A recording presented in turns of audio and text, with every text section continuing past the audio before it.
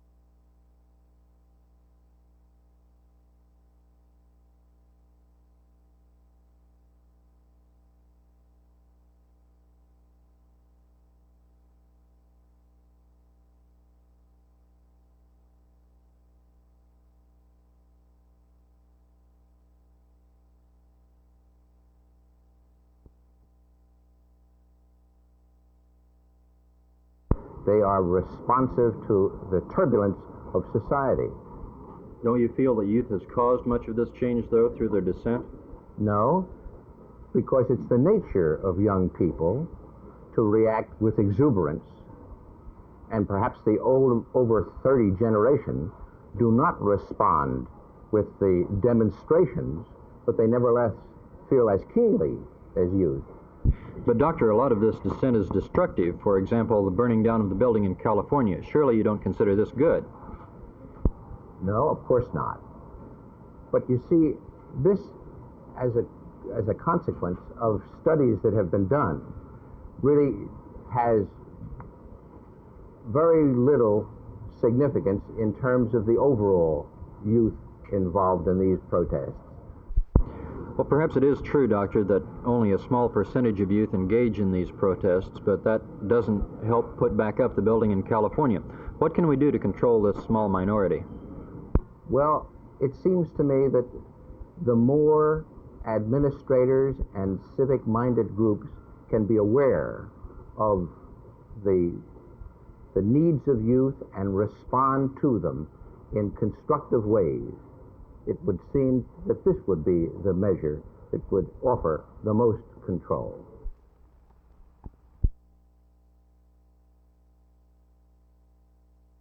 I saw the guy inside of the store. One of them was beating the man over the head with a gun, you see, and another near the door. I guess he is the lookout man, and he just came right on out the door and was fixing to take a shot at me, and of course I went and stopped him right then. You stopped him how? You shot him? Yeah, I shot him a couple of times.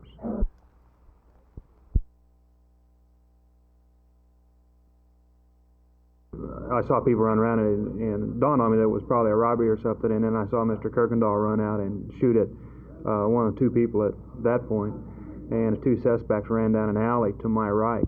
So at that point I just followed them and went down the alley. One of them ducked into an apartment house, and the second one got into a car, and this car I was able to follow for about half a block, and I got the license number and everything in the car. Circled the block and came back and gave it to the police department, and at that point I saw the man that Jim had shot. It's kind of ironic, he still had a wad of bills in his back pocket and he'd been shot twice. Would you do it again? Oh yeah, sure, yeah.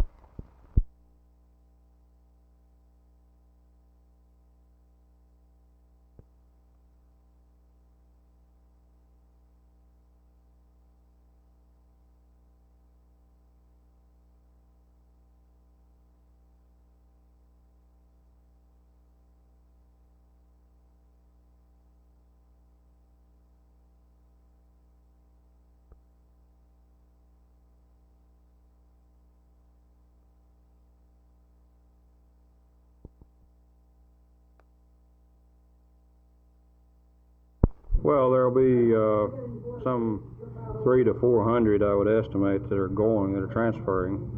This number keeps changing because some of the men are changing their minds and backing out now.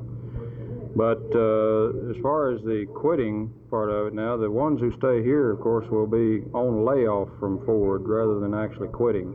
Very few of the people really are taking a severance pay or anything of this nature. Some of the younger seniority men might.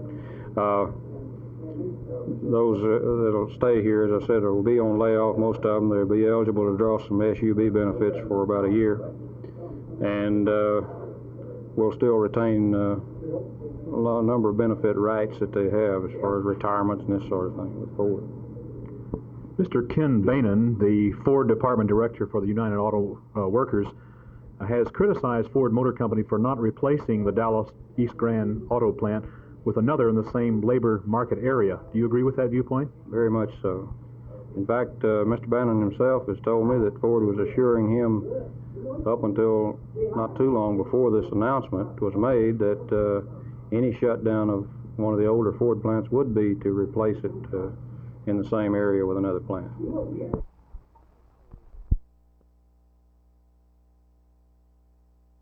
Well, we felt that we needed some control in our profession. We have men in the state that they're acting as investigators. They have records. They have felony records.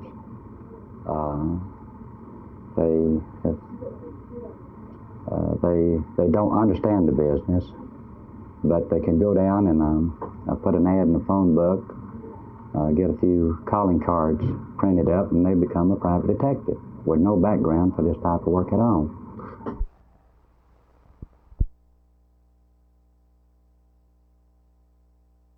"22 years ago, the city of White Settlement was incorporated. With its incorporation came many problems, among which was a major flooding problem. For years now, the city of White Settlement has been known far and wide as a city that is plagued by its flooding problems. Here in the sleepy little creek of Farmers Branch, it becomes a roaring lion at times and floods some 6 homes over an addition that has some 35 homes in it. Quite a problem for those who live there. To see what the city has recently done, we talk with Mayor Pro Tem Bill Williams. In the last few weeks, the city of White Settlement, with cooperation of the local property owners, have undertaken in the Bollinger addition a venture of about $29,000, of which about $7,000 is city funding, to actually come in and move the creek bed from one location to another to better facilitate its rapid flowing to get rid of the water to alleviate the flood. One of the families living in this addition is the Theo Melton family. We talked with Mrs. Melton and asked her what it was like to be flooded every time it rained. Well, it was a terrible shock to us because we hadn't ever been flooded before, and all we know to do is just get things up on bricks and try to save what we could. How did you actually get out of the house? Well, we waited out. Last week when it came a 3-inch rain, what did it feel like not to have to evacuate your home? Well, it felt very good, I'll tell you. We laid down, had a good night's sleep over it. The reconstruction of Farmers Branch Creek will not solve all of the flooding problems in White Settlement. However, it will make a giant stride toward the solution of these problems. From White Settlement, this is Art Sinclair reporting for Channel 8 News.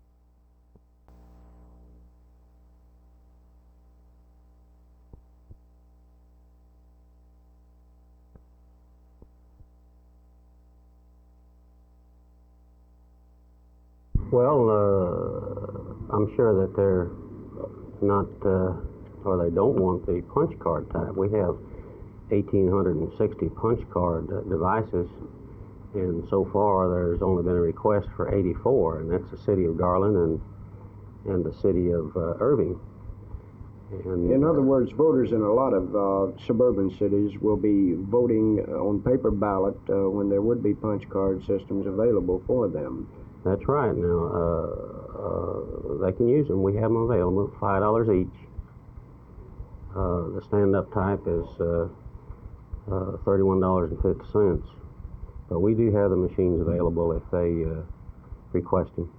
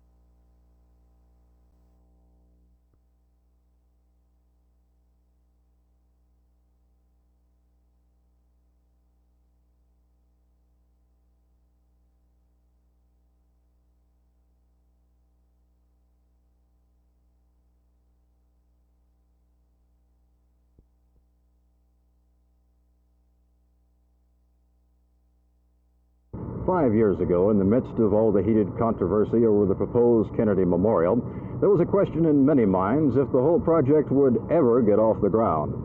Well, if all goes well, the memorial and Memorial Park will be open to the public by mid-April. The idea for such a project came into being shortly after the assassination of President Kennedy in 1963. The county donated this land above the proposed underground parking garage. New York architect Philip Johnson donated his services to design the multi-million-dollar Memorial Park, which only is costing now $175,000, since many people have donated their services. All the structural parts of the memorial itself were precast here in Dallas. The walls will be weighing 1,440,000 pounds and will be suspended by thin steel tendons, making the walls to be appearing to be floating in space. In the center of the memorial, there is a black granite marker with the inscription, "In Memorial of John Fitzgerald Kennedy." The only delay encountered in the construction was that of waiting for the completion of the roof to the underground parking garage, which, by the way, will also be in service about the same time, the middle of April. In some quarters, it's felt that another inscription should be added, that of "In Factum Est," or "It is done." Carl Mayo, Channel 8 News at the Kennedy Memorial.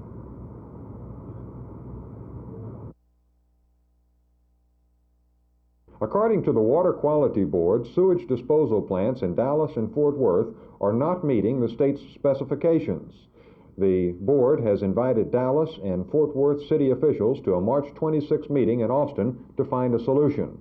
Joe Teller, Deputy Director of the Water Quality Board, explained the Trinity River pollution problems. Mr. Teller, what are you looking for in your March 26 meeting with Dallas and Fort Worth officials? Well, the data indicated, that is, the information submitted by Dallas and Fort Worth to us on a monthly basis, show that the levels of BOD that they are discharging from their several sewage treatment plants is not as specified by the permit. Now, the Water Quality Board will ask Dallas and Fort Worth to explain these differences and also to tell the board what they propose to do to correct them.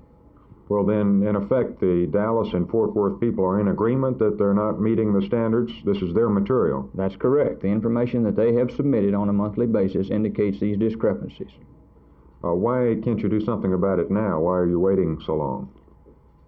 The treatment plants that treat the waste that are causing this problem are probably overloaded, and the construction time, lead time, and things of this nature are considerable in major projects of this nature. What is the next step now, assuming the officials come down here and you can pinpoint this? What would you recommend for them? Well, one of the primary staff recommendations would be improvements, physical improvements necessary to bring the plant capacities up to such a point that they can properly treat all of the waste generated within the two cities. Keller added that the job of pollution control has become easier in Texas over the past 2 years, mainly due to public awareness and civic support. This is Charles Ward at the State Capitol for Channel 8 News.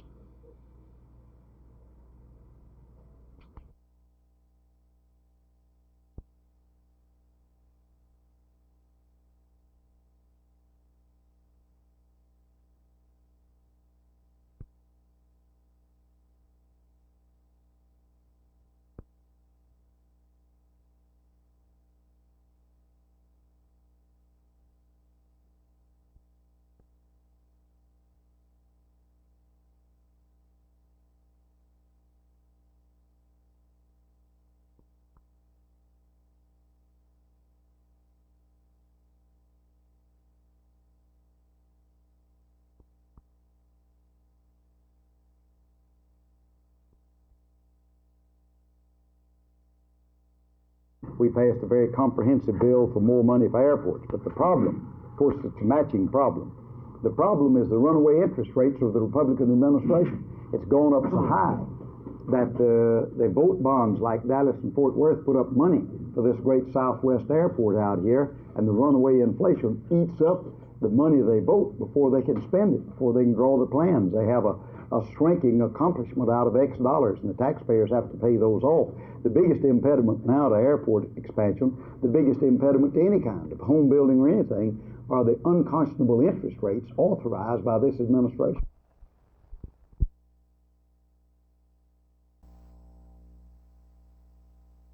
We have the uncanny ability of teaching children how to succeed in reading by failing them. And by this I mean, I think it's important that every child that comes into our public school has a right to succeed in reading. He has a right to pass. He has a right to achieve.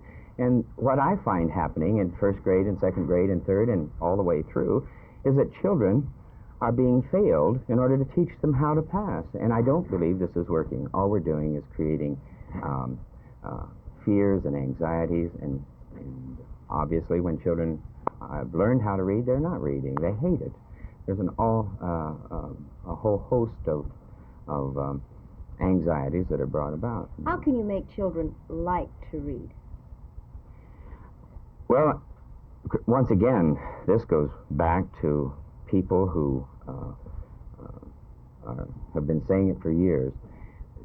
It's not really how do you make them read. I think children do read. They all want to read, and they all do read.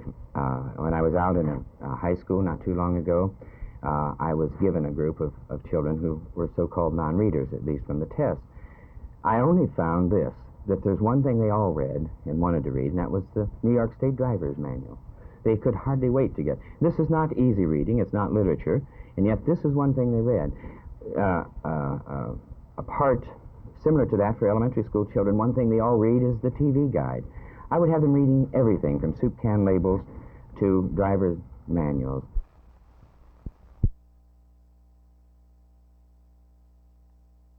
Well, in the past, we've had a situation where anyone that wanted to say, I'm a private investigator, was in fact a private investigator.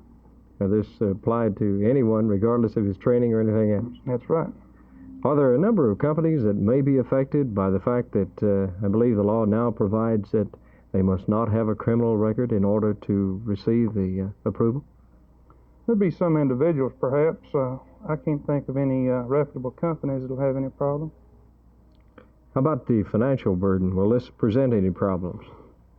Well, as the as the law is enacted, it was intended to be self-sustaining as far as cost, and the cost of its application will fall mostly on the people that are in security and investigative work.